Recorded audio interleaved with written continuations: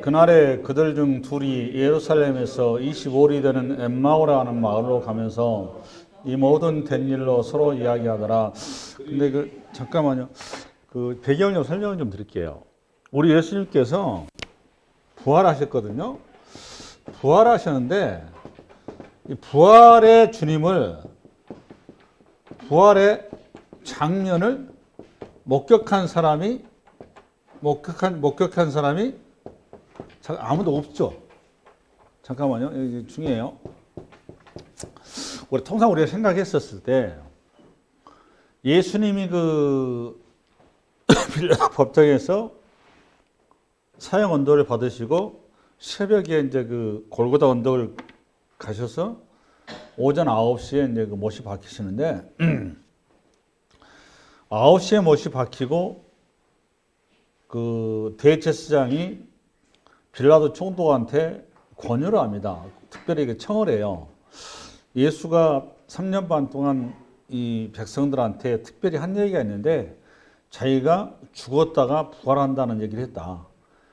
이게 사실 물리학적으로 도저히 불가능한 얘기를 지금 하고 있는데 혹시라도 이게 제자들이 시체를 가져다가 숨기고 난 다음에 예수가 부활했다고 여기서 소문을 퍼뜨려서 혼란스럽게 할 수가 있으니 총독께서 지금까지 법 집행을 해서 예수를 여기까지 잘 해주셨으니까 로마의 군인들을 시켜서 사흘 동안 좀 이렇게 무덤을 지켜서 예수의 시체가 도난당하지 않도록 좀 특별히 좀 배려해 주십시오라고 부탁을 해요. 그 부탁에 이제 빌라도가 듣다가 어이가 없으니까 그런 쓸데없는 소리 하지 말고 만약에 그게 의심스러우면 당신이 알아서 해라 이렇게 된 거예요. 그래서 빌라도 총독이 거절하니까 대제사장이 그때만 해도 대제사장이 굉장히 부자예요. 그래서 사병이 있었단 말이죠. 사병을 무덤에서 지키게 합니다. 그래서 그 사병들이 3일 동안 계속 지켰는데 그 지켰던 사병들이 예수님의 부활을 목격해야 정상이잖아요. 그렇죠? 봤다 안 봤다? 안 봤어요. 그러니까 예수님의 부활을 목격한 사람은 아무도 없습니다. 다만 마태복음에 그 병사들이 놀라는 장면이 나오죠. 갑자기 지진이 일어나고 아마 어떤 특별한 현상이 있었던 것 같아요. 예수님 부활할 어떤 시간대에. 그래서 이들이 놀래가지고 무덤이 열리고 막 이렇게 이제 어떤 형이상학적인 현상이 벌어지니까 그들이 이제 대제사장한테 가가지고 예수님이 시체가 없다고 이렇게 이제 보고를 하죠. 그래서 이제 대제사장이 그 사람들한테 이제 돈을 주고 이걸 사실대로 절대로 알리면 밀란이 일어날 수 있으니까 그렇게 하지 말고 제자들이 시체를 가지고 도둑질했다 이렇게 소문을 퍼뜨려라. 여기까지 마태복음 얘기예요. 그러면 여러분 같으면 잘 생각해 보셔야 됩니다. 여러분 같으면 우리의 육을 가지고 사는 우리들 입장에서는 예수님이 죽었다가 부활하시면 어마어마한 사건이고 또 예수님이 이 땅에 오신 이유가 복음을 증거하고 예수님께서 자신의 부활을 증거하기 위해서 오신 거죠. 맞죠? 부활이 목적이란 말이에요. 부활의 목적인데 그 부활의 주님을 3년 반 동안 공생애를 전체를 아우르는 완성의 자리고 이걸 신학적인 용어로 새 언약의 완성이에요. 이 새 언약의 완성의 자리를 부활의 몸으로 이스라엘 백성들한테 찬하고 나타나주고 빌라도 총독 앞에 가서 내가 이렇게 부활했다라고 얘기해주고 대제사장과 당시의 제사장들 앞에 전부 다 공회에 모인 다음에 내가 이렇게 부활했다라고 스스로 증명해주면 얼마나 좋겠어요. 그래요, 안 그래요? 좀 더 확장하자면 로마 제국의 황제한테 가가지고 내가 이렇게 부활했다라고 해줬으면 복음을 전 세계에 증거하는데 얼마나 도움이 되고 우리가 이 시대에 그렇게까지 이렇게 예수님 부활했다고 이렇게 애써서 뭐 이렇게 하지 않아도 되지 않았겠나 라는 생각 안 듭니까? 내 말이 좀 이해가 좀 가시나요? 안 가시나요? 여러분도 그런 기대를 안 가지고 계세요? 지금 이 시대도 아마 여러분들은 예수님께서 하늘 보좌에서 이 땅에 내려오셔가지고 수시로 부활의 모습으로 여기저기 다니시면서 어느 날은 우리 교회도 오셔가지고 좀 이렇게 부활의 모습도 보여주시고, 어느 날은 모든 군중이 엊그제 광화문에서 뭐더라?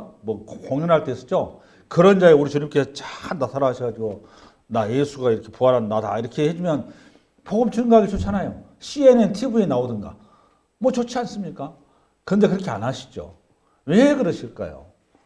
오늘 이 본문이 그 얘기를 하려고 하는 거예요. 오늘 본문이. 그러니까 저와 여러분들의 어떤 이런 이성과 지혜와 상식을 전혀 맞지 않는 방식으로 주님께서 우리에게 새로운 사고의 틀을 요구하신 거거든요. 그게 오늘 본문의 내용이에요. 그러니까 오늘 본문은 예수님께서 자신의 부활의 모습을 보여주고 싶어 한다, 안 보여주고 싶어 한다. 답을 정확히 해보세요. 예수님께서 부활하신 이후에 부활의 몸을 보여주고 싶어 하신다, 안 보여주고 싶어 하신다. 보여주고 싶어 하신다. 안 보여주고 싶어 하신다. 안 보여주고 싶어 하세요. 여러분들은 보여주고 싶어 한다고 생각하시잖아요. 전혀 보여주고 싶어 한다는 의중이 없으세요. 예수님은. 왜 그렇게 우리 주님 그러실까요? 라는 것에 대한 오늘 제 설교를 통해서 여러분들이 이 부분을 잘 잡고 가셔야 됩니다. 이 오늘 본문의 13절부터서 이후의 모든 내용들, 이 누가뿐만이 아니고 안식 이후 첫날 우리 주님 부활하셨는데 부활 후에 우리 주님께서 그 모든 사건이 사도행전 1장까지거든요.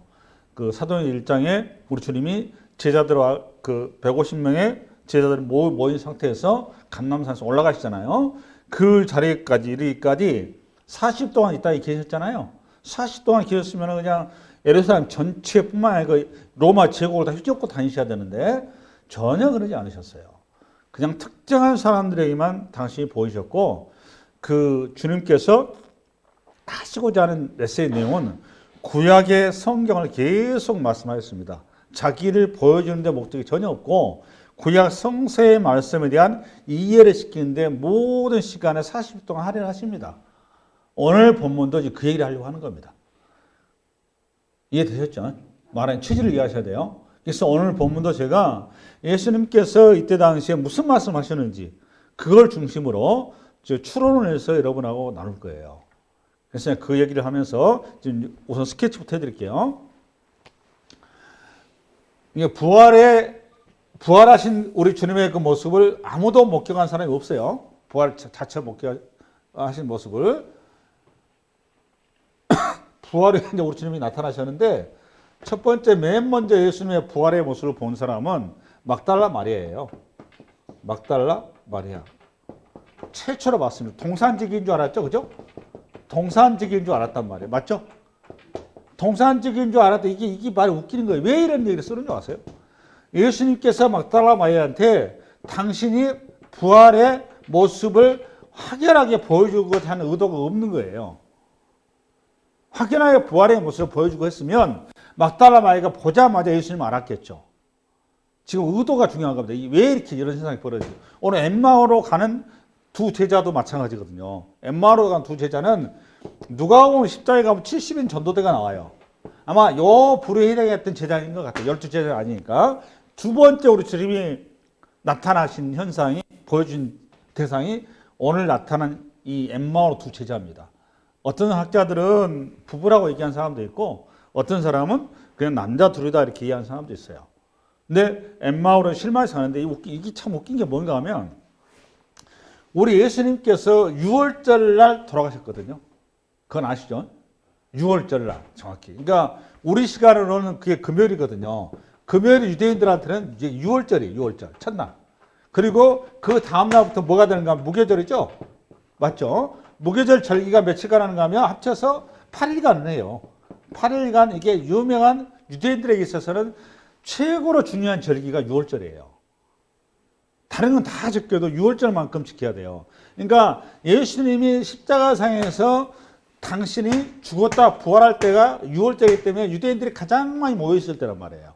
그러니까 디아스포라 유대인이 다 모여있는 거잖아요. 그러니까 예수님이 십자가 지고 갈 때 구레네 시몬이 그 디아스포라 유대인이란 말이에요.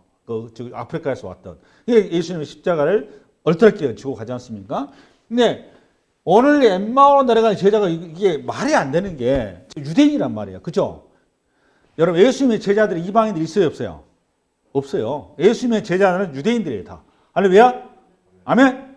그러면 이 사람들이 예수님 앞에 제자로 같이 움직였도 움직였지만 더 중요한 거는 유대인의 절기를 지켜야 되는 거예요. 유대 절기를 8일 동안 지키러 예루살렘 오는 거거든요. 근데 절기도 안 지키고 내려가고 있는 거예요.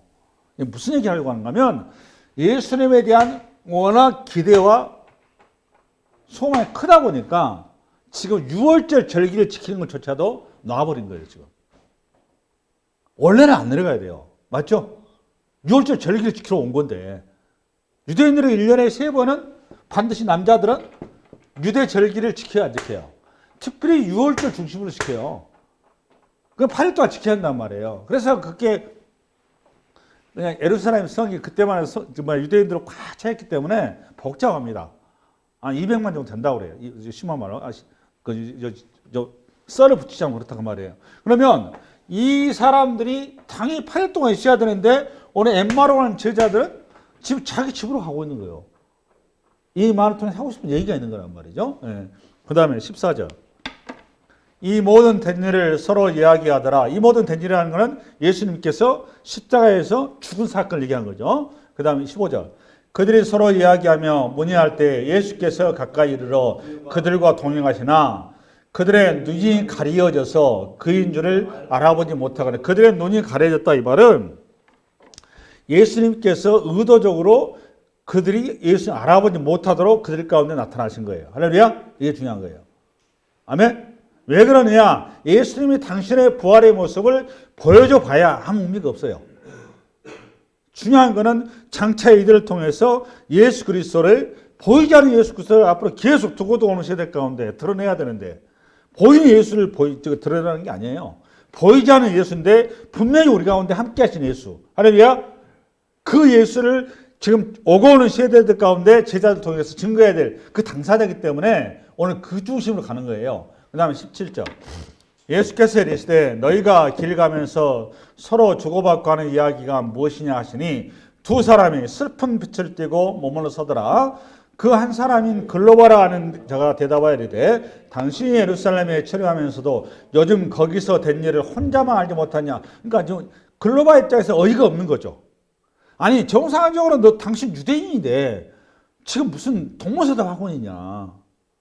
왜 그럴까요? 3년 반 동안 우리 주님께서 이스라엘 전체를 휩쓸고 다니셨어요. 최고의 스타였단 말이에요. 여러분 500년 사건 벌어질 때 봐보세요. 몇 명이 모였습니까? 남자는 5,000명. 그러면 한 최소 2, 300명 모였다는 거 아닙니까? 그런 사건 우리 주님이 한두 번 했겠습니까? 주님이 가신 데마다 병자를 고치세요. 가시는 데마다 하나 우리 주님께서 우리가 상상하지 못한 센세이션한 사건을 죽은 자도 살리시고 가나의 혼인잔치를 비롯해서 어마어마한 사건을 일으킨단 말이에요. 구약의 선지자의 비교 대상이 아니에요. 할렐루야?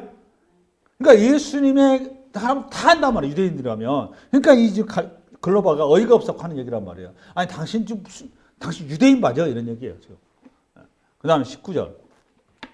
이르시되 무슨 일이냐 이르되 나사렛 예수의 일이니 그는 하나님과 모든 백성 앞에서 말과 일에 능하신 선지자이거늘. 이렇게 말과 일에 그러니까 많은 능력을 일으켰다 그 말이에요. 20절. 우리 대제사장들과 관리들이 사형 판결에 넘겨주어 십자가에 못 박혔느니라. 우리는 이 사람이 이스라엘을 속량할 자라고 바랐노라. 이뿐 아니라 이 일이 일어난 자가 제가 사흘째. 그러면 속량할 자로 예수님을 바라봤다 이 말은 여기 속량이라 그 말은 표현을 이렇게 써놨는데 정확히 구원자로 바라봤다 그 말이에요. 구원자. 여기 구원자는 어떤 구원자인가 하면 철장 권세를 가진 메시아. 철장. 그러니까 십자가에서 죽었다가 우리 모든 죄를 대속하는 그런 대속물로 보지 않냐고 철장 권세를 가지고 로마의 황제의 권력을 빼앗는 자로 일했다 그 말이죠. 그 다음에 22절. 또한 우리 중에 어떤 여자들이 우리로 놀라게 하였으니 이는 그들이 새벽에 무덤에 막달라 마리아를 얘기한 거죠. 갔다가 그의 시체를 보지 못하고 와서 그가 살아나셨다는 천사들의 나타남을 보았다. 또 우리와 함께한 자 중에 두어 사람이 무덤에 가 과연 여자들이 말한 바와 같음을 보았어요. 여기 두어 사람은 베드로와 요한을 얘기하는 겁니다. 예수는 보지 못하여 느니라 하거늘. 여러분 베드로와 요한이 막달라 마리아가 얘기한 통에 그 여자들이 가서 얘기한 통에 베드로와 요한이 그냥 둘이 갔죠. 근데 무덤에 갔는데 또 예수님 봤어요, 못 봤어요? 못 보고 뭐만 봤죠? 예수님의 수위만 봤다고, 수위. 그리고 천사들하고 얘기만 하고 왔어요. 아니 우리 주님이 나타나서 얘기하면 얼마나 좋아요. 천사들만. 다 의도가 있는 거라고 그랬어요. 그 다음에 25절. 이르되 미련하고 성죄 말한 모든 것을 마음에 더디 믿는 자들이, 이게 핵심인 거예요. 미련하고 선지자들이 말한 모든 것을 마음에 더디 믿는 자들이요. 이게 핵심인 거예요. 그 다음에 26절. 그리스도가 이런 고난을 받고 자기의 영광에 들어가야 할 것이 아니냐 하시고, 이제 여기서 삐뚤어가 난 거죠. 그리스도는 반드시 고난을 받아야 되고 죽어야 되고 그리고 부활해야 된다. 이게 구약 창세기부터 말라기까지 전체 내용이라 그 말이에요. 그 다음에 27절. 이에 모세와 모든 선지자의 글로 시작하여 모든 성령의 쓴바 자기에 관한 것을 자세히 설명하시니라. 그들이 가는 길에 가까이 가매 예수는 더 가려 하는 것이 같이 아니하시니 그들이 강건하 이르되 우리와 함께 요하사이다. 때가 저물어가고 날이 이미 기울었나이다 하니 이에 그들과 함께 요하러 들어가시니라. 그들과 함께 음식 잡수실 때 떡을 가시사 축사하시고 떼어 그들에게 주시니, 여기 30절은 주객이 전도가 됐어요. 원래는 여기 그 여관에 누가 가자고 제안한 거죠? 예수님이 가자고 제안한 거 아니에요. 예수님은 지금 전혀 의도가 없어요. 가고 싶은 의도가. 맞죠? 예수님이 여기서 이제 당신이 충분히 말씀을 풀어줬기 때문에 이제 사역이 끝난 거예요. 그런데 지금 문제는 여기 글로바와 또 한 사람 합쳐서 이 사람들이 예수님을 여관에 초대하는 거죠. 초대를 했어요. 그러면 여기가 갑이고 여기가 을이죠. 예수님이. 근데 떡을 떼어준 분은 예수님이 갑으로 바뀐 거예요. 지금. 그렇죠? 바뀌었어요. 방향이. 그 다음에 31절. 그들의 눈이 밝아져 그인 줄 알아보더니 예수는 그들에게 보이지 아니하시는지라. 여기까지. 나머지는 먼저 다 저기한 거니까. 우리 예수님을 글로바와 그 제자가 우리 예수님을 알아본 사건은 성만찬을 통해서 알아봤죠. 그러면 여기 글로바는 성만찬의 경험이 있다 없다? 이게 중요해요. 글로바는 성만찬의 경험이 있다 없다? 네? 언제 있었어요? 그럼 언제 있었을까? 그게 중요하죠. 언제 있었을까? 아까 제가 글로바는 12제자가 아니라고 그랬어요. 그렇죠? 그러면 우리 집사람이 지금 오늘 지금 글로바가 지금 뭘 보고 지금 예수님 만난 거죠? 지금 성만찬을 통해서 만났단 말이에요. 그러면 글로바는 성만찬을 좀 알고 있는 거죠? 그러면 글로바가 성만찬을 모르는 상태에서는 이거 알 수가 없는 거예요. 그럼 성만찬이 가는 의미는 물리적으로 성만찬을 얘기하려고 하는 것도 있고 영적인 포커스가 목적이에요. 사실은. 중요한 거는 성만찬의 의미를 글로바가 알고 있다라고 봐야 되거든요. 그럼 성만찬의 의미를 알려면 성령이 임해야 되는 거예요. 뒷부분에 가면 마음이 뜨겁지 않냐 이런 표현이 나오죠. 할렐루야. 들어봐봐요.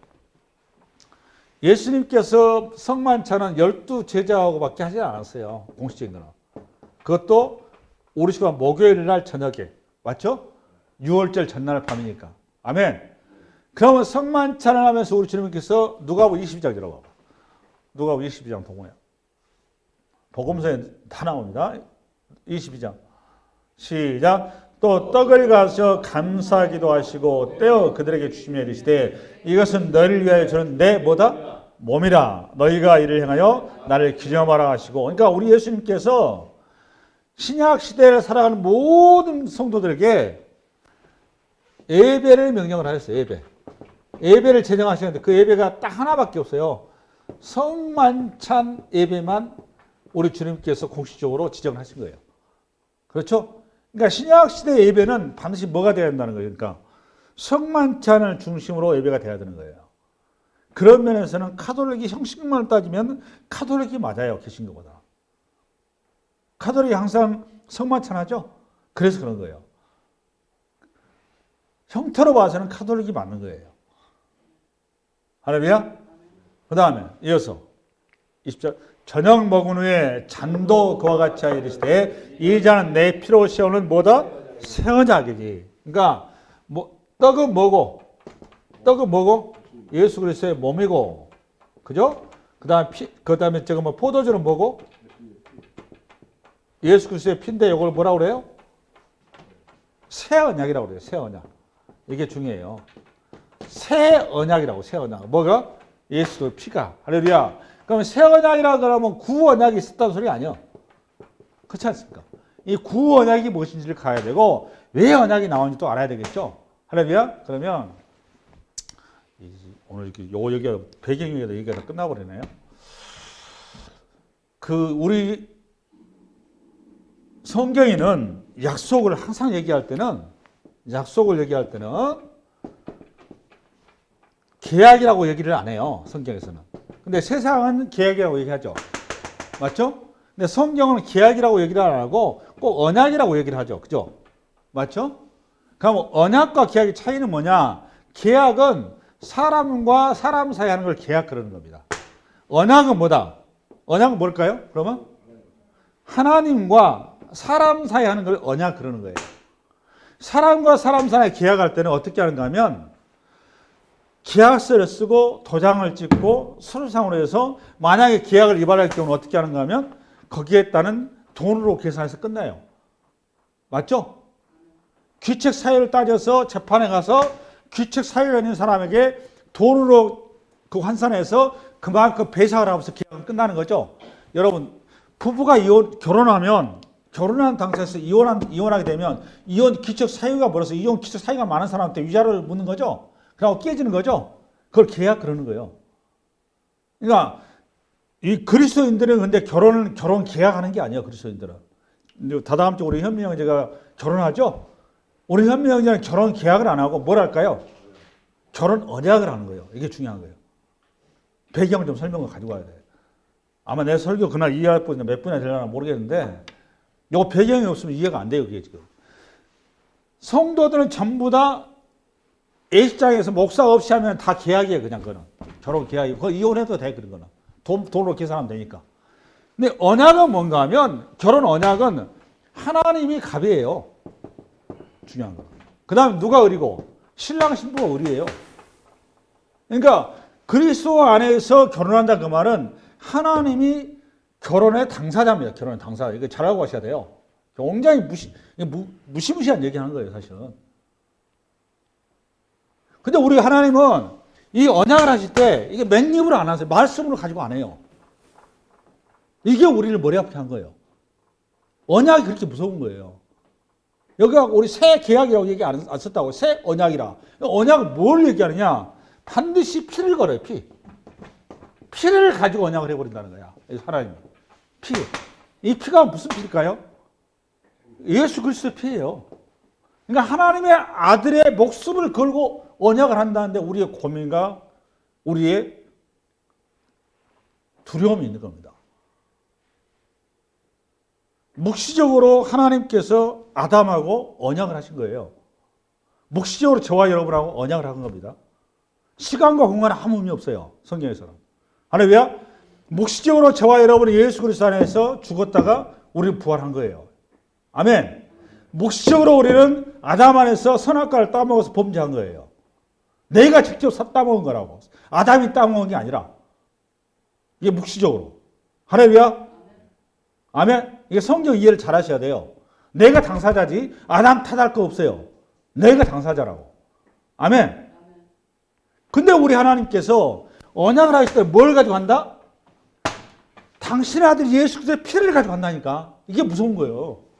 결혼 언약이 뭔데요? 예수 그리스도의 피를 가지고 하나님께서 언약을 해요. 그래서 무서운 거예요, 결혼이. 성도들은. 그래서 성경에서는 이혼이 된다 안 된다.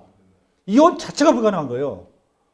만약 이혼을 깬다 그 말은 무슨 일이 벌어질까요? 예수님을 부정하는 거하고 똑같은 거예요. 잘못하면 지옥 가요.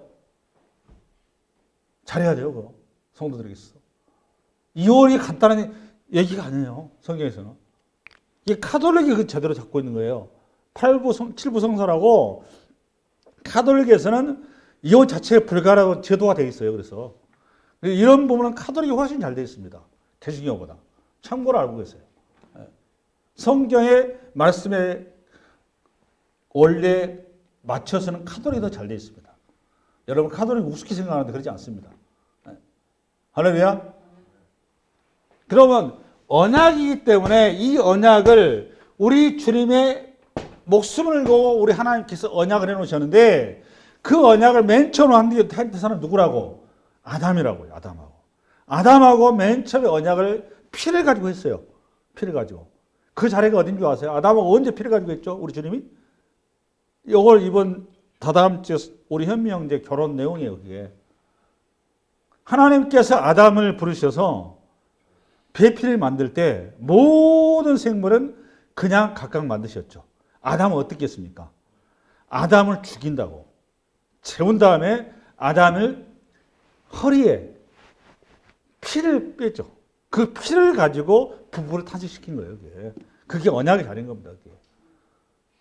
이해 다 했어요? 그래서 하와는 아담의 피고 아담의 살이고 아담의 뼈인 겁니다. 그게 부부라서 그래서 한 몸 그러는 거예요. 그게 뭐 그냥 얘기한 게 아닙니다. 그 아담은 뭐냐? 로마서 5장 가면 아담은 오실자의 모형이라. 그러니까 아담이 뭐라는 거 누구라는 거예요? 그리스도인 거예요. 그 아담하고 최초로 에덴의 언약이 거기서 탄생한 겁니다. 그 아담한테 네 부부 사이에 반드시 이 부부가 내 살 중에 살이요 내 뼈 중에 뼈라고 이 고백이 영원하게 가기 위해서는 이거 딱 하나 지켜야 된다. 그게 뭐다? 동산 가운데 있는 선악과의 나무만큼은 절대로 먹어서는 안 된다. 그거 먹는 날에는 네 부부 깨진다. 그게 에덴의 언약이에요. 이해되셨습니까? 그게 최초의 피의 언약입니다. 그게 성경에서. 동산 중앙에 있는 그 선악을 알게 나오는 먹자마자 무슨 일이 벌어졌습니까? 저 여자가 따먹어서 먹었다고. 당신이 만들어온 저 여자. 내 살이고 내 피가 선악을 먹자마자 어떻게 변합니까? 저 여자. 남남이 된 거 아닙니까? 호치 3인칭이 바뀌잖아요. 거기서 최초로 이혼이 벌어진 거예요. 우리 식으로 얘기하자면. 그러면 깨버리는 그 자리를 누가 회복시켜야 되겠어요, 이제는? 아담이 회복시켜야 되겠죠? 아담이 회복시킬 수 있을까, 없을까? 하루에 두 쪽 나서 회복 못해요. 왜 회복 못할까요? 그게 중요해요. 아담은 이미 죄가 들어와서 그 전에는 아담의 피가 거룩한 피죠. 죄가 없었으니까. 그게 가능한 거예요. 그게. 이제는 뭐가 돼버린 거죠? 부정한 피가 돼버린 거야. 아담을 죽여봐야 아무 일 없어요, 이제는. 그러면 거룩한 피로 이 언약을 다시 회복해야 되는데 이 거룩한 피가 인간한테 있습니까? 계속 창세기부터서 거룩한 피를 예표한 겁니다. 그게 짐승의 피예요. 일회성 피. 할렐루야. 그리고 십자가에서 우리 주님께서 거룩한 피로 그 자리에서 회복시킨 사건 아닙니까? 그게 결혼이에요. 그게. 다다음 주 설교 내용 그래요. 그게. 언약에 대한 개념이 없으면 여기 전이가 안 됩니다. 이게. 할렐루야. 하나님께서 언약을 하셔서 이 모든 아담 안에서 무너진 이 백성들을 이제 회복하기 위해서 내가 왔는데 이스라엘 백성들 요 사실 알았다 몰랐다 전혀 눈치를 못 채요. 전혀 눈치를 못 채요. 하나님께서 아담 안에서 무너진 이 죄악으로 인해서 아담의 두 아들이 하나님 앞에 제물을 바치다가 아벨이 가인에 의해서 살해를 당한단 말이에요. 왜 살해를 당했을까요? 가인이 아직까지 영의 세계를 못 뜨니까 육의 눈으로 보다 보니까 시기심이 발동한 거죠. 세상이 그런 거예요. 편해봐 자기는 하나님한테 인정 못 받았다는 생각이 든 거잖아요. 자기가 이제 뭐가 죄인지 모르고. 그러니까 최초의 살인사건이 벌어진 거 아니에요. 지금. 그러고 나서 그 계속해서 오면서 하나님께서 이 가인을 책임을 묻지 않냐고 이어서는 하나님께서 이 구원의 끈을 어차피 인간 누구도 이 구원의 해결을 못해요. 이 자리 해결하기 위해서 그 다음에 노아를 부르세요. 노아를 부르셔서 하나님께서 노아 가족과 그 자녀에게 똑같이 동물을 잡아서 피를 가지고 노아 언약을 체결하잖아요. 내 말이 틀려요? 그 다음에 또 노아 다음에 누가 나옵니까? 창세기 12장 가면 아브라함 나옵니다.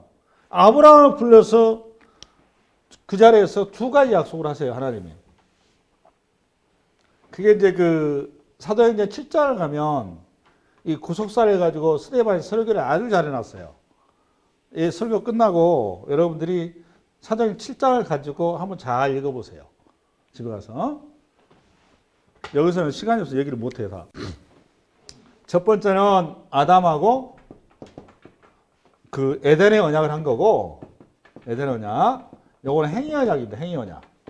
행위 언약. 그 다음에 두 번째는 노아를 통해서 노아 언약을 한 겁니다. 요거부터는 은혜 언약으로 바뀌어요. 왜 그런가 하면 모든 인간은 아담 안에서 어느 누구도 거룩한 피가 없어요. 그래서 이제는 은혜를 우리가 하나님 앞에 나아갈 길밖에 없습니다. 그래서 은혜는 누구를 기다려야 되느냐? 메시아. 이 메시아는 하나님께서 원했던 거룩한 피를 가지신 피로 하나님 앞에 모든 죄를 대속할 그 메시아를 기다리라고 계속해서 은혜냐고 가는 거예요. 여기서도 요걸 예표하는 저기로 동물의 피가 들어가는 거죠. 맞죠? 노아가 끝나는데 그 다음에 누구를 부르는가 하면 창세기에 아브라함을 부르잖아요. 여러분 메소포타미아 그 페르시아 지역이 얼마나 좋은 자리입니까? 그 산 좋고 물 좋고 뭘 해도 돈이 되는 땅. 그 땅에 잘 먹고 잘했고 잘 사고 이제 아브라함 부르세요. 어디로 불렀습니까? 여러분 상식적으로 하나님이 어디로 불러야 된다고 생각하세요? 돈 잘 벌고 뭔가 잘 될 수 있고 뭔가 이렇게 빡빡 나갈 수 있는 대로 하나님께서 불러서 세워서 뭔가 이렇게 우리 식으로 말하면 좀 잘 되는 대로 불러야 되는데 가나안 땅 부르잖아요. 척박하게 그전 땅. 왜 그랬을까요? 이 땅의 것에 우리가 집중을 하고 땅의 것에 우리가 잘 나가버리면 하나님은 안 쳐다봐요. 찾지를 않아. 그러니까 아예 땅의 것에 대해서 포기하도록 아브라함을 불러서 가나안 땅에 심은 거예요. 가나안 땅에 갔더니 천수답이에요. 천수답. 하늘만 쳐다봐야 돼. 비가 내리면 그날로 끝이요. 내일 일이 대책이 없어. 그러니까 우리가 항상 누구를 찾아야 돼? 비를 주신 하나님을 찾아야 돼. 그 땅으로 몰아버리는 거예요. 왜 그렇다고 여러분? 아브라함을 사랑하니까. 아브라함을 구원해야 되니까. 할렐루야. 그거를 이스라엘 백성 전체를 그렇게 먹어요. 아멘. 그럼 아브라함하고 여러분 헷불 언약을 하지 않습니까? 17장에. 이 헷불 언약 할 때도 어떻게 했습니까? 하나님이 아브라함하고. 동물의 시체를 갈아놓고 하잖아요. 동물 시체. 그 길을 갈 때 처음에 에덴에서 아담하고 갈 때는 아담을 통해서 우리 주님 하셨지만 여기서는 우리 주님께서 아브라함한테 동물만 갈아놓게 한 다음에 주님 홀로 지나가시잖아. 그 길을. 동물 사이를. 그러니까 아브라함이 이걸 지킬 수 있다 없다. 못 지킨다는 걸 너무 잘 아세요. 내가 장차 이렇게 죽을 거다라는 것을 예표한 거예요. 그게. 너희들을 살리기 위해서. 그리고 거기서 재수없는 얘기 하시죠. 네 자손이 애굽의 종살이 가서 4대 만에 가나안 땅으로 들어올 것이다. 그 얘기 하시잖아요. 400년 후에. 그 얘기 들었을 때 아브라함이 얼마나 썰렁했을까요? 아브라함 무슨 기대를 하고 왔는데 신이 나를 찾았을 때는 최소한도 바벨론 땅에 그거보다는 훨씬 더 좋고 훨씬 더 복되고 훨씬 더 내가 업그레이드된 자리로 하나님이 나를 이끌을 거라고 생각을 했는데 막상 와서 계약을 하고 와서 보니 이 상황이 이렇게 돼 있는 거예요. 이제 오도 가도 못하는 거죠. 하나님께서 이미 그렇게 불렀으니까. 그리고 그 백성들한테 사명을 주신 거란 말이에요. 네 백성들은 예수 그리스도 안에서 나를 증거하는 백성이란다라는 겁니다. 이 땅에 열심히 평생 살아봐야 다 썩어지는 거야. 그러나 영원히 썩지 않은 그 땅, 그 나라, 그 세계가 있다는 것을 너희들이 알려야 돼. 그거예요. 그러려면 너희들이 먼저 이 땅이 얼마나 험하고 얼마나 부질없고 얼마나 이 땅의 것이 의미가 없는지를 경험을 해야 돼. 그래서 이스라엘 백성 전체를 끌고 어디로? 애굽 땅에 종살이 넣는 거예요. 종살이로. 죄의 자리가 무엇인지 종의 자리가 무엇인지 이 땅이 얼마나 저주한 것인지를 하나님께서 이스라엘 백성 전체를 주의 종이기 때문에 경험케 하시는 거예요. 그래서 구원이 무엇인지 왜 우리가 그리스도를 기다려야 되는지를 그 방식을 통해서 집단적으로 신학교를 보낸 겁니다. 애굽 신학교. 그래서 광야 신학교로 40년간 또 보내는 거예요. 할렐루야. 그 이스라엘 백성들을 끄집어낸 다음에 여러분들은 우리 주님께서 현명한 신의 산 언약을 하세요. 누구를 데리고? 이스라엘 백성 전체를 데리고 신의 산 언약을 또 하시잖아. 시내산 언약. 이 시내산 언약이라는 것은 뭔가 하면 이 율법 그 10계명이잖아요. 19 여러분 잘 알고는. 요 시내산 언약 때도 우리 하나님께서 이스라엘 백성 전체하고 하죠. 이스라엘 전체하고 하나님과 직접 언약을 하시잖아요. 언약할 때 이때도 소를 잡잖아요. 소를 잡아서 소 전체에 피를 뺀 다음에 양푼에 받아서 양푼 반쪽은 예수 그리스도의 상징인 제단에 붓고 반쪽은 이스라엘의 머리에 뿌리고. 할렐루야. 이해됐어요? 이 시내산 언약도 무슨 언약이 보니까 피의 언약인 거예요. 계속 이 피는 누구의 상징이에요, 여러분? 그리스도. 계속 그 얘기하는 거예요. 할렐루야. 이스라엘 전체를 가지고 그랬는데 이러면서 우리 주님께서 6월절 얘기하지 않습니까? 출애굽기에 보면 6월절 10가지 마지막 재앙. 여러분 생각해보세요. 왜 양을 죽입니까? 이 좋은 양을 수컷 1년 된 수컷 어린 양 제일 좋은 양이다 그 말이거든요. 아니 그냥 하나님 구출하시면 될 것이지 왜 그 밤에 양을 죽이냐고. 또 집집마다 왜 양을 주고 또 피를 가지고 또 문설주에 바르게 하고 그 복잡하게 하냐고. 웃기잖아요. 그게 다 이유가 있단 말이에요. 이스라엘 백성들이 너희들이 구원이 무엇인지 물리적으로 지금 구원 얘기하려고 하는 게 아니다. 너희들 노예 해방시키려고 하는 거, 이 얘기하려고, 이거 하려고 하는 게 아니라 너희들이 이 어떤 형태 속에서 본질이 무엇인지 알아야 된다. 그 말이에요. 본질이. 너희 영혼이 죄의 노예가 되어 있으니 영원한 생명의 길로 너희들을 해방시켜야 된다. 그러기 위해서는 너희들이 죄의 문제가 해결돼야 된다. 그 죄값은 죄값은 목숨이다. 그 목숨 피로 예표한 거 아닙니까? 그래서 사람 잡을 수 없으니 양을 잡아가지고 양의 피를 가지고 6월절에 언약을 하신 거예요. 할렐루야. 그래서 이스라엘 백성들이 다른 건 다 잃어버려도 요것만큼 기억을 해야 되는 거예요. 양. 할렐루야. 그리고 이걸 시내산에 와가지고 요거를 제도화시킨 거 아닙니까? 시내산에 와가지고. 맞죠? 여기서 성막을 준 거예요. 성막을. 성막을 줬는데 성막이 뭔데요? 하나님을 만날 수 있는 은혜의 자리란 말이에요. 거룩한 하나님을 죄된 인간이 만날 길이 없어. 그 하나님을 만날 수 있는 유일한 길이 뭐예요, 여러분? 죄 문제가 해결돼야 돼. 죄 문제를 해결할 수 있는 유일한 길이 뭐냐? 나는 죄인이라서 내가 하나님을 가면 죽는다니까. 내가 안 죽을 수 있는 유일한 방법은 나를 대신할 대속물이 있어야 되는 거예요. 어린 양의 피가 있어야 되는 거라고. 이게 하나님 앞에 갈 때마다 뭘 가지고 와야 돼요, 여러분? 대속. 신약으로 받은 헌금. 여러분, 헌금이 뭘까요? 그러니까 쉽게 얘기해서. 헌금이 뭘까요? 복채요? 나 복 받으라고 준 건가요? 그런 쓸데없는 소리 하는 거 아니에요. 그거는 무당들이 하는 소리예요. 그 불교 쪽 조계종이랑 가서 하는 얘기 하는 거는 팔공사 갑바에 가서 하든가. 우리가 하나님 앞에 나갈 때 이 헌물은 그리스도의 핏값인 겁니다. 할렐루야. 6월절 어린 양이 다 예표예요, 예표. 하나님 무슨 돈이 없어서 우리한테 돈 달라고 그러나요? 온 천장이 다 하나님 건데. 우리는 그런 팔공사 갑바의 신앙이 아닙니다. 기독교는 종교가 아니에요. 기독교는 생명이에요. 생명. 구원. 본질적인 얘기 하려고 하는 거예요. 아멘. 6월절 어린 양을 가지고 하나님 앞에 나오도록 성막으로 제도화시켜준 겁니다. 이스라엘 백성들이 하나님 앞에 나올 수 있도록. 할렐루야. 그들을 구원할 수 있도록. 아멘. 그렇게 성막 제도를 통해서 이스라엘 백성들이 뭘 기억했어야 되냐? 이 양을 가지고 갈 때마다 내 죄를 기억해야 되는 거예요. 내가 얼마나 큰 죄를 졌고 내가 얼마나 큰 은혜를 입었는가 이걸 기억해야 되는 거예요. 근데 이걸 기억 안 하고 이스라엘 백성들이 뭘 기억해야 되냐? 이 어린 양을 복처로 일한 거야. 복처로. 이거를 복처로. 이 정신 나간 인간들이. 그래서 계속 이해를 못하고 이스라엘 역사가 그 내용이에요. 요걸 성경 얘기 이해를 못하고 계속 이거를 이 세상에서 무엇을 먹을까, 무엇을 입을까, 무엇을 마실까, 이 세상을 어떻게 하면 로마 제국처럼 빵빵한 나라를 만들 것인가, 가나안 땅을 약속의 땅이 돼. 이 네타냐후 같은 이런 정신 나간 것들, 지금 유대인들, 이 넉 빠진 것들이란 말이야, 다 이것들. 그리스도의 거룩한 보혈의 무엇인지를 전혀 이해가 안 되는 거예요. 그러니까 쌈박질을 하는 거예요, 저렇게 평생을. 하나님은 생명이 최고의 가치예요. 어느 누구도 하나님께서는 여러분 주위에 아무리 증오스러운 사람일지라도 하나님은 하나님의 형상을 닮은 존재입니다. 누가 됐든 간에. 그들을 전부 다 하나님을 사랑하세요. 그들이 다 구원받기를 원하세요. 하나님은 살인자가 아니세요. 하나님은 살리시는 분이지. 살인에 해당되는 것들 전부 다 사탄의 올무에 잡혀있는 것들이 다 전부 다. 그거 누가 됐건 간에 그는. 형태로는 그 기독교인지 몰라도 본질은 전부 다 사탄에 잡혀있는 거예요. 그는.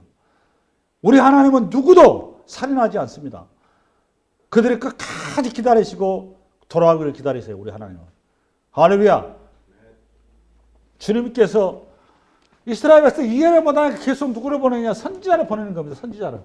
이사야를 보내고 에레미야를 보내고 저건 에스겔을 보내고 뭐 말라기 선지자를 보내고 뭐 요나를 보내고 계속 선지자를 보내서 요 얘기한 겁니다. 이 양은 복체가 아니다. 바로 내 아들의 피다. 내 아들의 피가 아니면 너희들 죽는다. 요거 빨리 깨달아. 이거 깨달았다 못 깨달았다. 깨닫지는 못하죠. 그래서 어떻게 합니까? 이스라엘 백성들이 오는 선지자들마다 그 얘기를 하면 다 돌로 쳐 죽여버리는 거예요. 선지자 중에서 온전히 하나님 앞에 올라간 사람이 엘리야 불타고 올라간 엘리야밖에 없어요. 다 죽임을 당합니다. 다 외면당하고. 왜 그럴까요? 지금 저 같은 얘기를 하니까요. 요 얘기가 여러분 귀에 들어올까요? 안 들어와요. 오직 뭐에 꽂히니까 세상에서 뭘 내가 어떻게 하면 출세할 것인가, 세상에 어떻게 하면 내가 하나님한테 복 받아갖고 내가 세상의 남들보다 더 많은 재산을 모을 것인가, 내가 어떻게 하면 세상에서 저거 뭐야 출세 잘 될 것인가, 어떻게 하면 내가 건강하게 장수할 것인가, 이런 쓸데없는 생각만 하는 거예요. 하나님을 이용해서 내 어떤 목적을 이루고 싶은 거예요. 하나님 도깨비 방망이 돼야 되는 거야. 내가 원하는 어떤 것을 나에게 주는 도깨비 방망이 같은 하나님. 근데 하나님 그런 하나님이 아니세요. 하나님은 하나님이세요. 우리의 수단이 아니십니다. 하나님은 오로지 관심이 뭐냐? 우리가 죄악에서 구원받는 겁니다. 그래서 하나님의 나라에, 영원한 나라에 그 안식의 자리에 우리가 서는 거예요. 그게 마지막으로 에레미야 지금 31장인가요? 33장인가? 에레미야 31장 열어봐봐. 했습니다. 시작. 여호와의 말씀이라 보라 날이 이르니 내가 이스라엘 집과 유다 집에 새 언약을 나오죠? 새 언약. 아까 누가복음에 성찬할 때 뭐라고 했어요? 주님이 새 언약. 새 언약을 맺을 때 항상 뭘로 맺은다고 우리 하나님은? 언약을 할 때는 항상 뭘 근거로? 뭘 가지고? 피. 새 언약을 맺으리니 그다음에 이어서 이 언약은 내가 그들의 조상들의 손을 잡고 애굽 땅에서 인도하되던 날에 맺은 거. 요거 시내산 언약을 얘기한 거예요, 저거는. 애굽 땅에서 인도하는 날에 맺은 시내산 언약과 같지 아니할 것. 그때는 소를 가지고 소피를 가지고 있잖아요. 내 것 같지 아니하니 내가 그들의 남편이 되었어도 그들이 내 언약을 깨뜨렸습니다. 여호와의 말씀이니라. 그러나 그날 후에 내가 이스라엘 집과 맺은 언약은 이러하니 곧 내가 나의 법을 그들의 속에 두며 그들의 마음에 기록하여 나는 그들의 하나님이 되고 그들은 내 백성이 될 것이라. 이 말이 성취된 게 어디예요? 저 언약이 어디 성취됐어요? 십자가죠, 십자가. 십자가에서 우리 주님께서 죽었다가 부활하시고 우리 주님 성천하신 다음에 우리의 마음 가운데 기록을 했어요. 그게 누구세요, 여러분? 성령. 여러분 가운데 여러분 예수를 믿는다면 여러분 성령이 임해서 믿는 거예요. 할렐루야. 그게 신구약 관상 요 내용을 주님께서 엠마오로 내려가는 오늘 그 제자에게 얘기한 거예요. 이런 얘기를. 그러니까 모세로부터 모세오경과 역사서와 시가서와 선지서를 가지고 요 내용을 쭉 풀어준 건데 저보다는 훨씬 자세하게 풀어줬을 거예요. 시간이 많아서. 나는 시간이 없어서 좀 중지한 거고. 요거 얘기하면 하루 종일 걸려도 얘기 다 못해요. 여러분하고. 저한테 시간 주잖아요. 하루 종일 얘기하라고 해도 모자라요. 창세기부터 얘기하라고 그러면. 다음에 기회 될 때 설교 시간마다 여러분 나누기로 하겠습니다. 할렐루야. 네. 그래서 요한복음 마지막으로 읽읍시다. 요한복음 5장. 봐보세요. 우리 주님 뭐라고 그러신가. 요한복음 5장 시작. 너희가 성경에서 영생을 얻는 줄 생각하고 봐보세요. 영생을 얻는 줄 생각하고 성경을 연구하거니와 이 성경이 곧 내게 대하여 증하는 것이라 나오잖아요. 이 성경이라고 하면 요한복음의 성경은 무슨 성경이에요? 보니까 신약 성경이 아니에요. 신약 성경 없을 때잖아요. 지금 복음서니까. 그죠? 저 성경이 뭘까요? 구약 성경이죠. 누가 구약 성경 열심히 연구하는데 그게 다 나에 관한 거야. 얘기한 거잖아. 왜 얘기하신 줄 아세요, 여러분? 500년 사건 바로 집권해서 써놓은 거예요. 이스라엘 백성들이 예수님이 이 땅에 오셨는데 알아봤다 못 알아봤다? 아무도 못 알아봐. 첫 장문서를 가지고 저거 뭐야 빵빵한 모습으로 저거 뭐야 이런 힘 있는 왕으로 가야 되는데 얼굴 보니까 초라하게 그지 없어. 아무리 봐도 이렇게 존경심이 안 가. 그러니까 우리 주님께서 어이가 없어 하신 얘기예요. 그럼 요한복음 처음에 오면 빛이 이 땅에 왔는데 아무도 깨닫지 못하더라. 그러니까 이스라엘 땅이 어떤 땅인 거니까 어두운 땅인 거죠. 영적으로. 해는 떠서 밝은데 영적으로 어떻다는 거예요? 캄캄한 거예요. 그 고려길이 쓴 거예요. 여러분 이 시대도 마찬가지입니다. 해가 뜨다가 이렇게 환한데 아무리 이런 이게 하나님의 빛의 말씀 드려도 영의 눈이 어두워 놓으니까 못 보는 거예요. 다가오지 못하는 거예요. 오늘 너무 설교가 길었습니다. 이 한 말씀으로 이 한 동안 승리하시기 바랍니다. 수고하셨습니다.